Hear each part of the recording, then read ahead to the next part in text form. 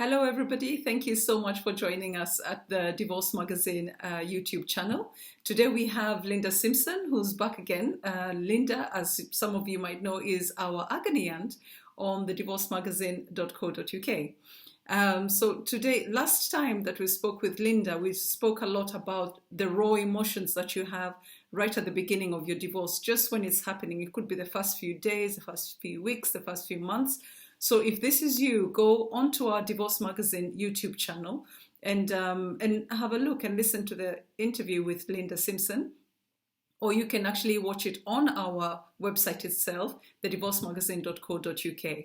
I'm Soila, I'm the founding editor of the Divorce Magazine. And today we again have Linda Simpson. And today, Linda, we are talking about children, aren't we? Yes, we are.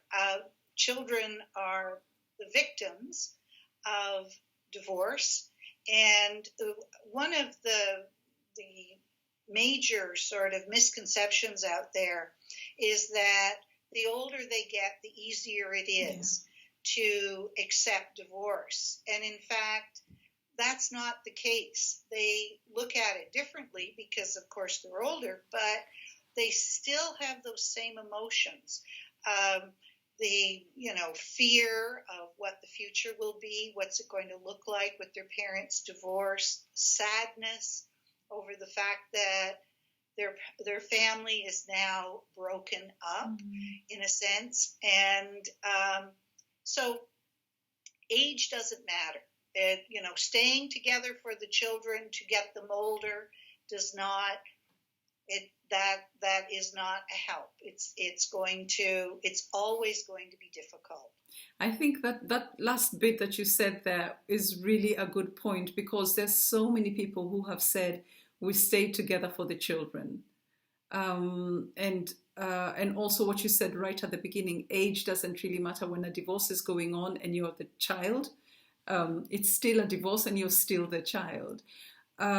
So when we look at children, let's say, just following on from where we with the raw emotions video that we did, and divorce and coping with divorce then, what advice would you give parents who are just beginning the divorce process? And just beginning could be they're weeks into it or they're a few months into it, so things haven't yet settled. What advice would you give them with regards to their children?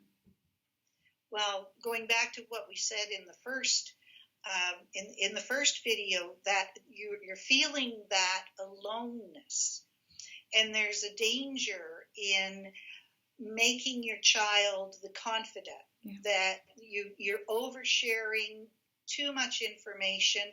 They're already feeling their sadness in their own way, and the parents can sometimes use the child as a go-between, taking stories back and forth, and it's something that happens. I just recommend that you consider that and try to diminish that as much as possible, because they've probably already experienced a number of months, maybe years, of difficulties within the family. And when one of the things that I would like to ask you about that particular point about using the children as confident. Sometimes parents, when you're in deep in the divorce process, it's one of the toughest times, and that's one of the times when you're being asked to be an even more attentive parent. But what kind of things would you give an example of when a parent is oversharing with a child or using them as a confidant? Sharing too much about the intimacies of their relationship, about the things that the other parent, and this, it can work both ways. It can be the man or the woman doing it. So it's just, but one or the other parent sharing things that are not appropriate for a child. I guess that would be the way to look at it. So sharing adult matters. Adult matters. Yes, that's a good way of putting it. because children are grieving in their own way, and they have this completely different perspective because the parents are both their parents. So unless there's been real difficulty with one parent, they're feeling very sad about both of their parents. And it's almost like trying to pit the child against the other. And you don't want to do that.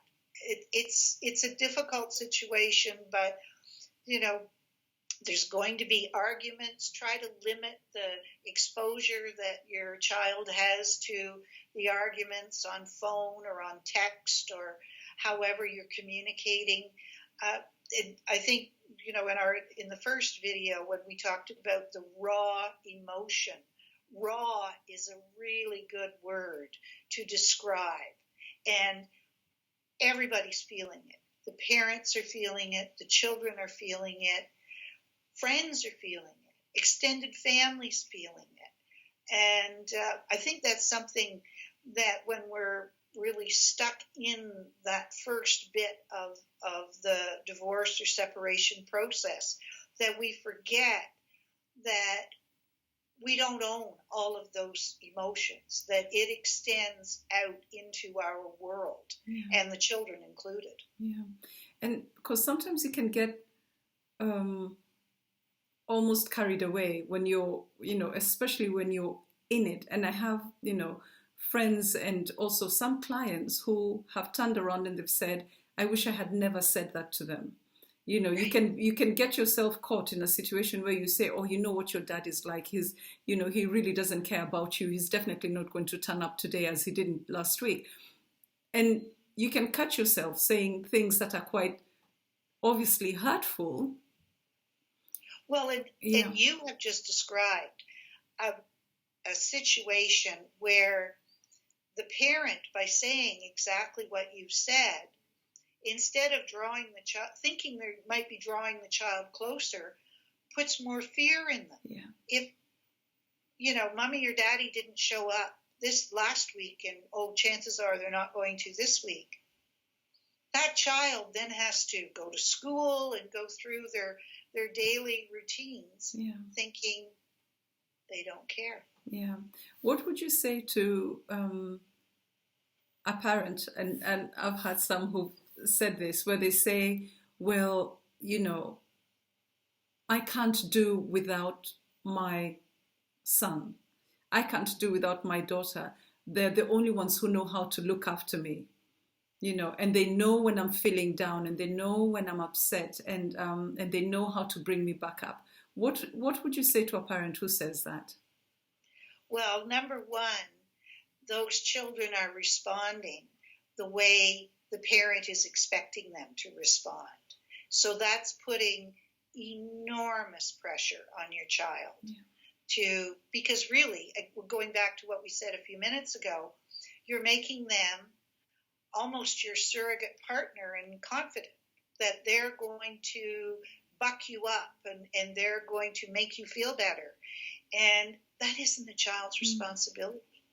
They're doing the best they can to cope with their new normal of separation and divorce and mommy or daddy not living with them. And so... Linda, are there any signs where you can tell if your child, because there's some children who will go about their day, they will still be doing very well in school, they will still be hanging out with their friends, they will still be laughing and, all of that. Are there any signs that we can look out for as parents that will tell us actually she's not coping or he's not coping as well as I thought they were? Sometimes they can be subtle or big signs. Any? Well, certainly as a teacher, I saw the signs. So if a parent is wondering, I would say talk to your teacher and see, or talk to their teacher and see how they're behaving in school. Because even if they are, like we even do as adults, going through the motions, a teacher that knows what they're doing will see those moments when that child is not coping. It might come out in their writing. It might, there's any number of ways it'll come out. It might come out burst of anger. Yeah. But yeah, I would say that would be the first step. I think of so many instances where children were expressed their worry and their fright, their fear of what the future was going to hold for them now that their parents were divorcing. I had a child once who, she was 8 years old at the time, collapsed in the classroom crying because she just was trying to absorb all of this about her family and was having such a difficult time. Yeah. And the way you refer to it, their new normal, their new life, this is what they have to adjust to. And if we as adults are struggling with it and it's in our control, we can just imagine for the little ones, or even for teenagers, or even for adults, who probably have their own families and their parents are splitting up. The fact that you're not in control, you can't change anything, but you're caught in the middle of this huge, shift in the family life that you knew before. And you just used an excellent word, control. Yeah. Children already feel like their lives are controlled by others. They're told what to do by their parents. They're told what to do at school. They're, rules and regulations and what they are going to do is part of their life. Yeah. Suddenly, they're in this situation and they have no control over it. Yeah. So what's going on? No, just that it's so difficult for them to process. So what you've told us so far, Linda, is if we're concerned about our children, or, if we just have questions, the best people to speak with would be the class teacher, the school teacher. Oh, absolutely. Yes. And that makes a lot of sense because actually our children, after a certain age, they spend most of their waking time in school. That's right. And so that's when, everything can come out. And you've said also that, for parents who are going through divorce to really try and not use their children as confidants. So not to involve them in adult matters or to use them as support systems for them. And this whole thing that we've just talked about, the loss of control that your children are experiencing. So where a parent is going through divorce, how can they start coping with divorce without involving their children, or at a minimum? Well, they involve their children, but don't expect them to be adults. Check in with your child. Ask them how they're doing. And one of the things, and this is in conversation, any conversation, and I'm sure, I know you've experienced this. When you ask your child a question, wait for them to answer. Don't answer for them. So often, in so many situations, we do that because we want to get on to the next thing, or we think we know. But ask how they're doing and then wait for them to answer. Because it may take them a while to form the language, the way that they want to answer, to feel enough confidence to give an honest answer. But make sure you check in with your child about how they are doing. What would you say about for children and parents where the parent needs to acknowledge the difficulty of the place where the child is at the moment, and it's not a long conversation, just saying to the child, I know this is hard for you, or I can see, or, just being able to voice it, because some parents say, well, I don't want to say that because I'm putting thoughts in their mind, or I'm putting words in their mouths. But what would you say about such a statement? Well, I think that acknowledging the difficulty, divorce and separation and family breakup is difficult. And to say that it is difficult, and how are you doing? How do you feel? What All right, what are you worried about? And see if they will open up, because it could be as simple as, will I have a bed in the other home that the parent leaving is going to? Will I have a room there? It's those kinds of things that kids worry about. Yeah. Do they still fit in? Yeah. And something else that's really particularly important, and I've read this over and over and over again, often children will blame themselves. They'll think that it was something that they did that they don't know about that caused the breakup. And that's something that parents really need to address, to assure their child that it was not them, that this was something beyond their control and between two adults. That's a good one, because I think the children who, at that age where they blame themselves for the divorce, also feel that they can fix it. Yes. At the same time. So I caused it, I can fix it. Yes. And that becomes a very sort of emotional battle within themselves, because they want to come up with a solution. What can I do? What if I did something wrong? How do I make it better? And it's not something that they would go to mom or dad with. How can I make this better?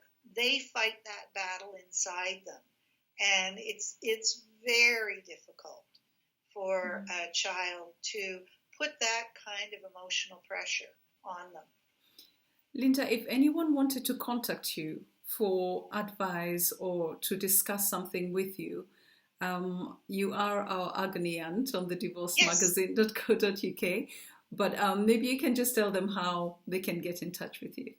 Yes, well, I have an email address on your site, letters to Linda at divorcemagazine.co.uk, and I'd be more than happy to answer any questions that people have, any worries, concerns, and it's a difficult time, but there is a tomorrow. There is a way to get through it. And I would also finish with, you can never love your child too much. Always let them know they're loved and that they mean so much to you, and that will go a long way to helping get through the situation. Yeah, I like that. There is a tomorrow. Yeah. There is. Thank you so much, Linda. My pleasure. Thank you.